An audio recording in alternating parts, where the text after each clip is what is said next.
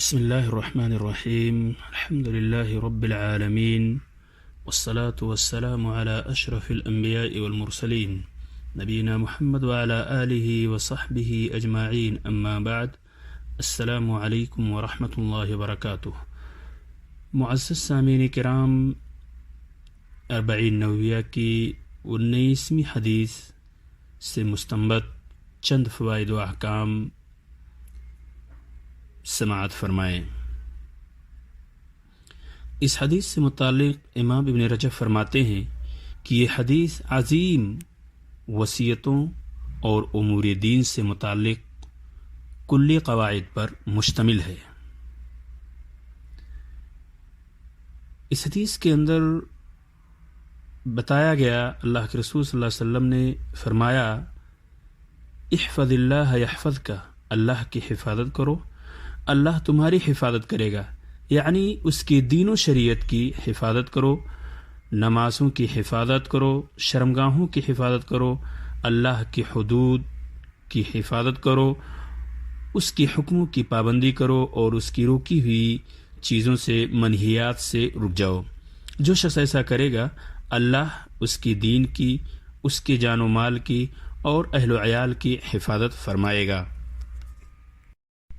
جو لوگ اللہ کے دین و شریعت کو ضائع و برباد کر دیتے ہیں، اللہ تعالیٰ بھی انہیں ضائع کر دیتا ہے۔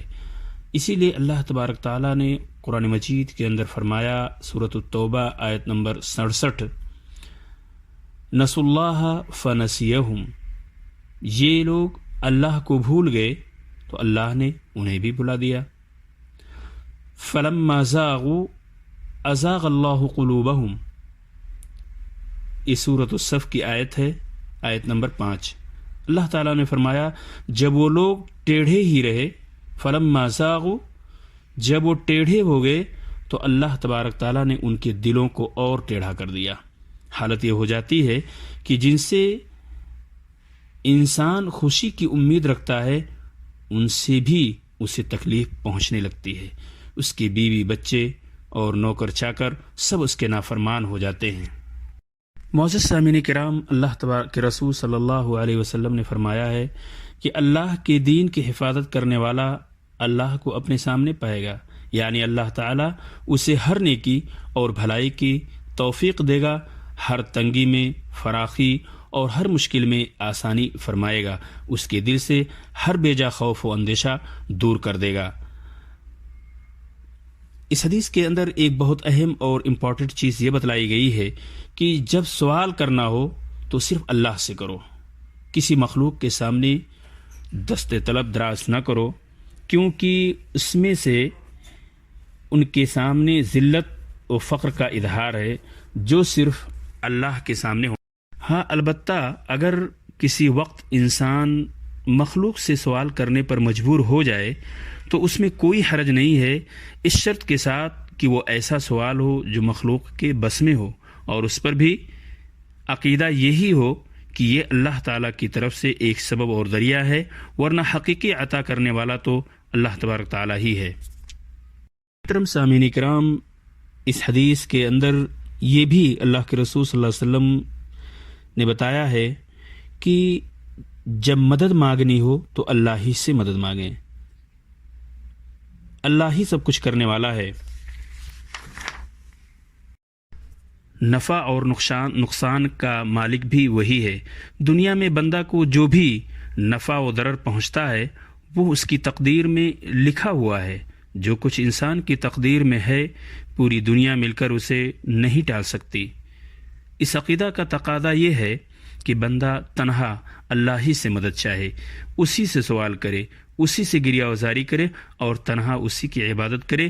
قرآن پاک میں اللہ تبارک تعالیٰ کا ارشاد ہے، قُلْ لَن يُصِيبَنَا إِلَّا مَا كَتَبَ اللَّهُ لَنَا هُوَ مَوْلَانَا، سورۃ التوبہ آیت نمبر 51۔ آپ کہہ دیجئے کہ ہمیں کوئی چیز پہنچ ہی نہیں سکتی سوائے اس کے جتنا اللہ نے ہمارے حق میں لکھ دیا ہے، وہ ہمارا کارساز اور مولا ہے۔ تقدیر سے متعلق اس حدیث کے اندر ایک بہت اہم مسئلے کی طرف یہاں وضاحت یہ بھی کر دی گئی ہے کہ اللہ تبارک تعالیٰ نے لوح محفوظ میں بندوں کی تقدیر لکھ دی ہے، وہ لکھ کر فارغ ہو چکا ہے۔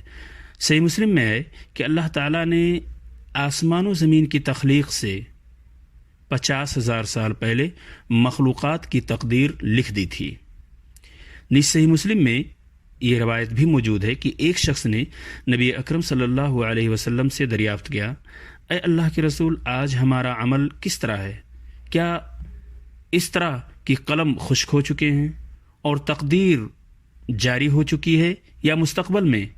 آپ صلی اللہ علیہ وسلم نے فرمایا، نہیں، بلکہ اس میں ہے کہ قلم خشک ہو چکے ہیں اور تقدیر جاری ہو چکی ہے۔ تو صحابی نے پوچھا، پھر عمل کرنے کی کیا ضرورت ہے؟ ہم عمل کیوں کریں جب تقدیر لکھی جا چکی ہے؟ آپ صلی اللہ علیہ وسلم نے فرمایا، عمل کرتے جاؤ، کسی کے لیے وہی آسان ہے تو ہوتا ہے جس پر اس کی تخلیق کی گئی ہے۔ اعملوا فکل میسر لما خلق لہ، یعنی ہر کسی کے لیے وہی آسان ہوتا ہے جس پر اس کی تخلیق کی گئی ہے۔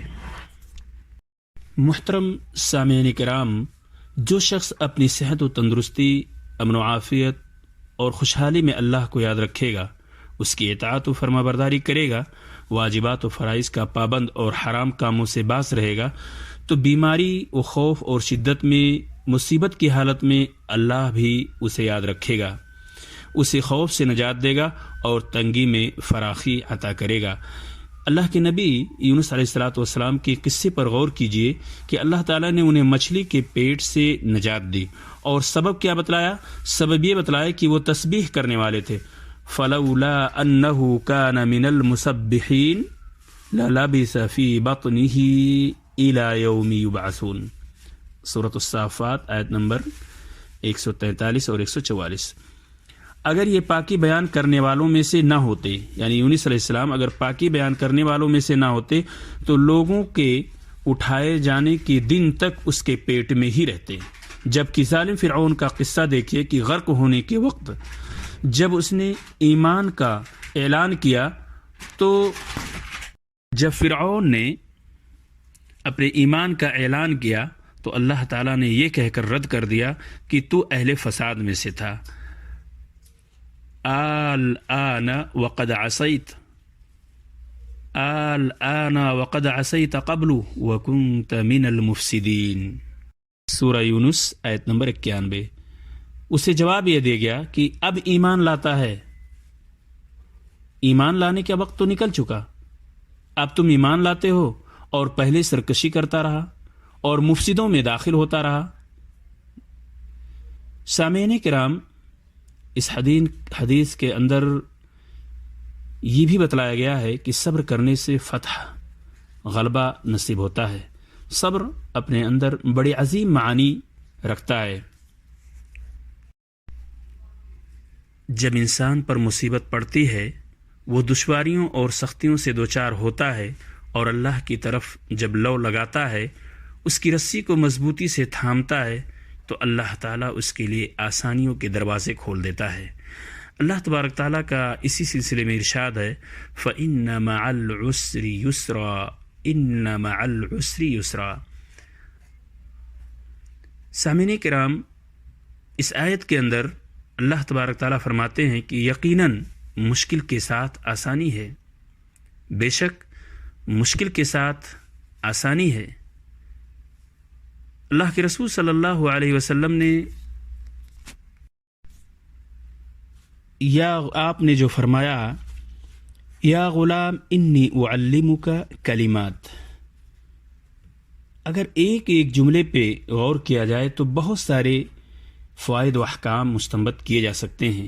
ایک چیز یہ بھی معلوم ہوتی ہے کہ بچوں کو عقیدہ کی تعلیم دینا اور ان کی دینی تربیت کرنا نہایت اہم ضروری ہے۔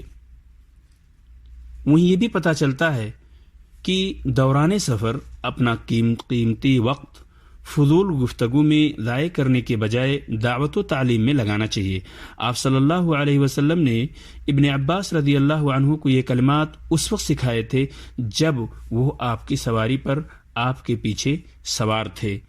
معزز سامعین کرام، ہمیں ان تعریف سارے فوائد و احکام کو سننے کے بعد اس کو اپنی عملی زندگی میں لانے کی کوشش کرنی چاہیے۔